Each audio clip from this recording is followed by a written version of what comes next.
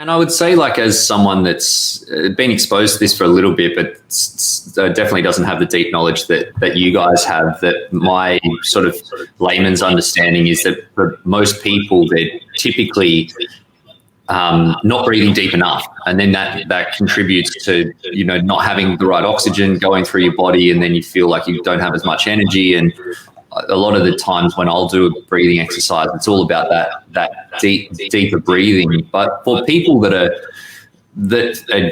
maybe haven't come across this before, what should they be thinking about or doing to actually to sort of break out of that and breathe better?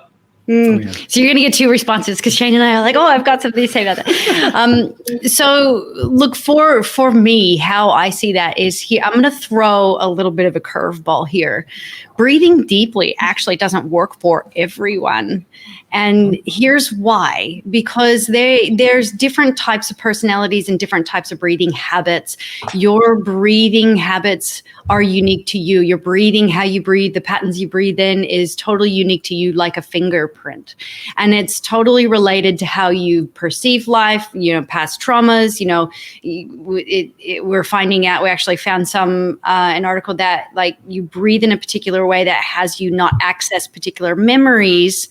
And so how you breathe unconsciously will kind of keep you from, getting into the traumatic thoughts or memories, and therefore raising the anxiety in the body.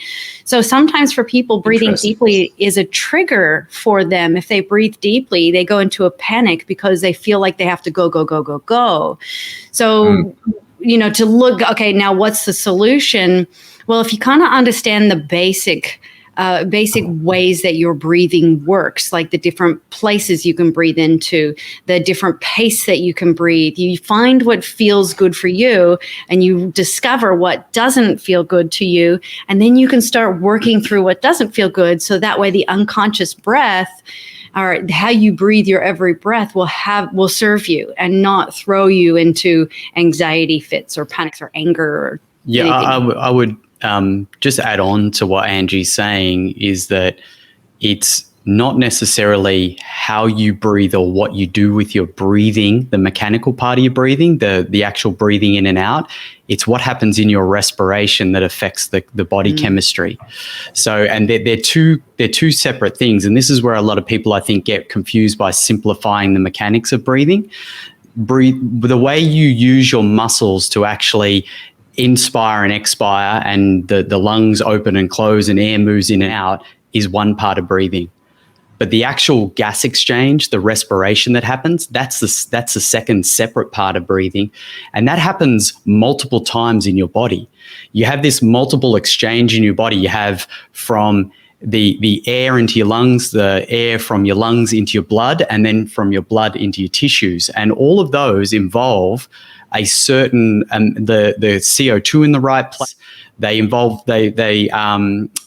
They're responsive to other things, like whether you've got a lot of chronic tension in the body, right? So, like, a lot of people, I mean, we're not the only ones, but a lot of people out there these days, relaxation is a problem, right? Like, if you're not relaxed, it's going to cause you to restrict. And then when you're restricting, you're actually chemically restricting yourself, and therefore not allowing oxygen to pass through the body. So to kind of like wrap it up into what you were saying, Ben, I think it's more about you focusing on your breathing rather than it is the depth of the breath. So when you said that, you're taking those deep breaths, you'll probably find it's more about you just taking the time to be like, okay, I'm focusing on my breathing.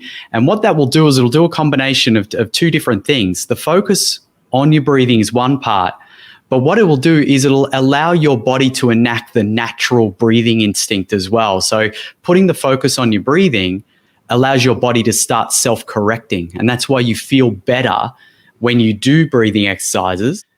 But you can feel worse when you do them, to Angie's point, by not knowing what the dysfunctions you already have are, and or doing certain techniques with having no knowledge. Like, you can do really heavy, hard breathing techniques, which there's a lot of them out there these days. A lot of people do them, but without understanding well, what does the tingling sensation tell me? What does the lightheadedness tell me?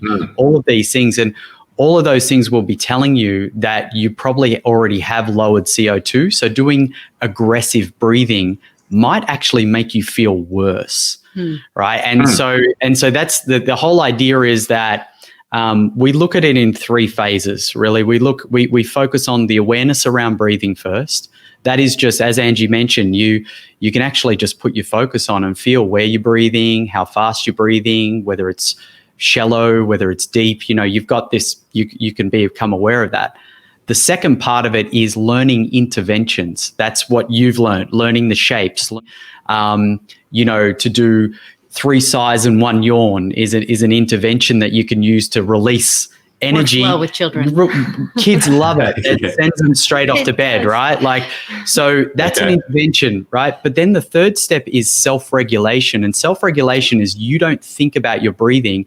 Your breathing automatically responds to the environmental demands or the physical demands of your body or the mental demands, right? So, and it becomes this thing where the mechanism shifts and changes. So I'll give you an example. The reason in martial arts they focus on breathing so much is so when you are in a combat situation, your body doesn't get into a panic constricted breathing method. It's trained to start breathing low so that you've got all of your senses, or your acuity you don't lose blood to the limbs, all this thing, like all these mechanisms that happen as a natural mechanism can be overtrained. I mean, we hear a lot about our fight or flight problem that we have in modern society, right? Living in cities, having lots of stresses, having mortgages, having jobs, having all these things will drive that fight or flight. It ramps up the nervous system. So your nervous system is already ramped up and you add a breathing technique that doesn't necessarily work because it's ramping the nervous system up more, right? That can be a problem. But if you're training yourself to self-regulate, what will happen is your body will automatically start unwinding that. Your body will automatically start breathing in a way that starts to calm the nervous system. And that's ultimately what we're training people to do, to get to that point of the more you practice this, the more your body relearns it, because it already knew this. This is the whole thing. You're remembering how to do something that you already naturally is inbuilt in you. It's a evolutionary process. So, and I think it's worth throwing in there how important our psychology is to how we breathe as well. And I'll put it, an example of that is, say, for instance, if somebody is like building up to it, whether it be like a wedding or a birth or a even like buying your first home, buying your first, or or even running an event for your whole team or your whole company, and there's hundreds of people that are showing, something along those lines. Let's take a high stress situation right before building up to an event. If you're feeling highly stressed and someone goes, just take a breath, sometimes you just want to punch them in the face because you're like, I don't have time. I've got this to do, that to do, that to do. And then your perception is that you can't stop. You just have to get it done. And, then trust and have understand, working with other people, and then, working yourself into a tizzy. Like even me just saying this, I can feel my body starting to like constrict and getting stressed. And so if you have somebody take a breath and calm down during that time, it might cause more anxiety for them because there's still so much to do. So how our psychology plays such a big part in what happens.